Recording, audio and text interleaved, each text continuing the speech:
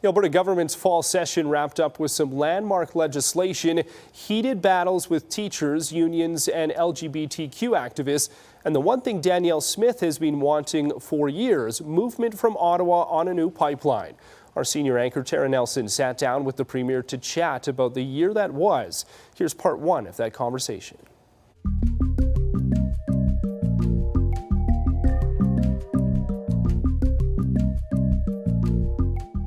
Premier Smith, it's nice to see you. Nice to see you. Making time for us. My pleasure. Well, you're ending the year with what many feel is a big win for Alberta, and of course that is the memorandum of understanding between Alberta and the federal government over a new bitumen pipeline. So you would like it to go to the northwest BC coast. Do you feel you can make this happen, and so far is there any sign of a proponent? Well, I would say that the biggest win was that we got rid of the emissions cap. And the biggest one was that we got rid of the clean electricity regs. That's what people are going to see an immediate impact on. And Capital Power indeed has already said that they're going to usher in a new era of investing in gas-fired electricity, which will then help to build out our AI data centers.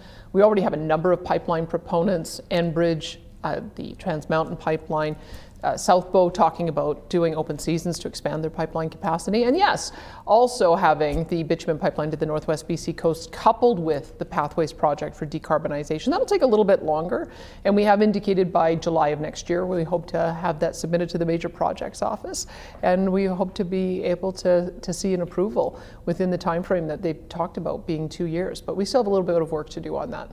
In hindsight, do you think you should have had more meaningful consultation perhaps with the BC Premier or with coastal First Nations? Because now it seems like you're starting this with some bruised feelings, let's say. Well, let's remember, coastal First Nations is a lobby group. They don't actually have any representation of the decision makers on councils. And so we're talking with First Nations councils and beginning the engagement. I mean, you have to announce your intention to do a project, and then engagement begins, and then a formal consultation, which we know we have an obligation to do.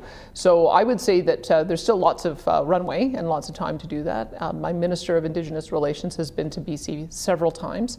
I'll begin the trilateral discussions with David Eby and with Mark Carney in the new year, because there's many things that the Premier and I have to work on together. It's not just a new route for a bitumen pipeline, it's also expanding LNG, it's expanding ammonia to the Prince Rupert Port, it's the support for the transmission lines and increased power production, which will help him in his Golden Triangle that he wants to do 6 mining operations, the expansion of Trans Mountain pipeline. So all of those conversations were indicated in the MOU, and they'll begin in earnest in the new year.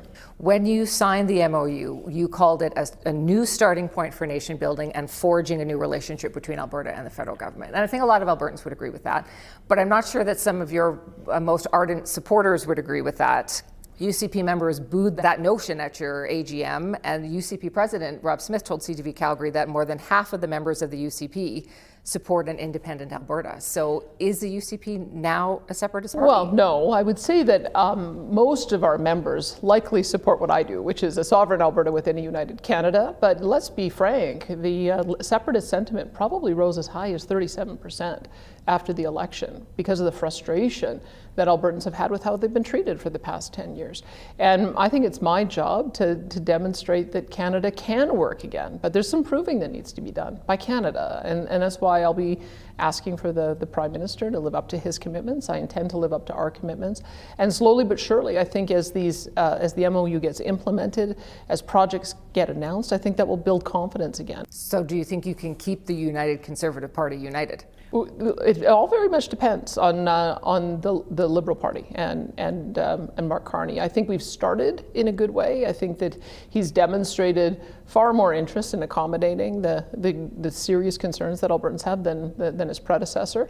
But it's going to be action, not talk. I think we've heard a lot of talk for a lot of years. We've had a lot of damage done to our economy in the last 10 years, and we've got some work to do. But I'm prepared to do that work. More than 400,000 Albertans signed a petition saying that they want Alberta to remain in Canada. That's an enormous response. Most polling shows that even those who have grievances with Ottawa want Alberta to remain in Canada. You yourself have said you want Alberta to remain in Canada. Did you sign the petition?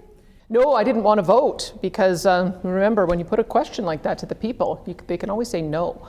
And there's serious consequences if no. I think that perhaps the Forever Canada people in their earnest didn't realize what they were doing. My goal was to try to prevent a vote from, or try to convince people a vote was unnecessary.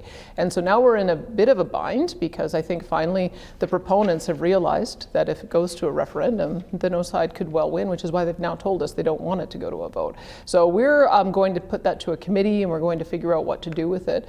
And I am hopeful that over the coming months and weeks that once again we'll be able to prove out that the changes that we're making at the federal level with the relationship with Canada are going to work, and to gain that confidence. But just this month, a judge ruled that the potential citizens initiative launched by the separatist group contravened the Alberta Citizens Initiative Act. So your government is changing that so that they can have a petition, can ask if people agree that Alberta should be a sovereign country and cease to be a province of Canada. So the criticism now is that you have interfered mid-ruling in these judicial proceedings just so that a separatist group can get its petition going. You're making it easier for them. Well, I think the Forever Canada people made it easy for the separatists. And I think that if the separatists do want to get their own petition and demonstrate that there's support, they should do the work themselves. So that's one part of it. The other part is the citizens-initiated referenda is meant to be permissive. It's not meant to have gatekeepers. It's not meant to have a justice minister be a gatekeeper, or a chief electoral officer be a gatekeeper, or a court be a gatekeeper. It is the job of government, when the will of the people is expressed through a referendum and it is passed, it's the job of us to make sure it's implemented in a constitutional way. What we were unhappy with is seeing that there were barriers being put up to citizens being able to express that. And so now those barriers are removed, and I guess we'll see whether they're able to get the same number of signatures. Could we see both of these questions be put to a referendum? Potentially. Now, former Deputy Premier Thomas Lukaszuk would like his pro-Canada question to be asked in the legislature, allow MLAs to vote, and put the issue to bed once and for all.